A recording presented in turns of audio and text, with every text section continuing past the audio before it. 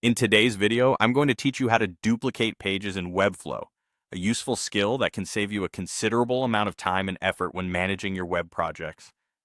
Let's get started right away by diving into the Webflow Designer interface. First, focus your attention on the left sidebar, where you'll find a variety of icons representing different sections of your website. Look for the Pages icon, often symbolized by a stack of pages. Clicking on this icon will open the Pages panel, giving you a comprehensive view of all the pages currently a part of your web project. Now, scan through your list of pages to find the particular page you'd like to duplicate. Hover your cursor over that page, and you'll notice a settings gear icon appearing right next to its name. You'll want to click on this gear icon, as doing so will allow you to access the page's settings. Once the Page Settings panel opens up, look towards the top right corner. Here you'll find the duplicate icon, which should look like two overlapping pages. Clicking this icon is the key action to initiate the page duplication process within Webflow.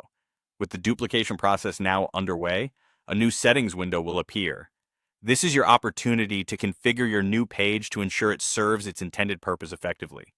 An important first step is to rename the page. Choose a unique and relevant name, something that accurately reflects the content or purpose of the page.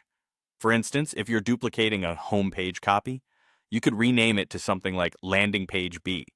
Renaming it not only helps with organization, but also ensures clarity down the line. Next, shift your attention to the slug, the vital part of your URL that comes after your domain name. You'll want to update this to match the new page name, maintaining consistency across your website and ensuring each page is easily identifiable. As you continue customizing, don't forget to review and update the SEO and Open Graph settings for the new page.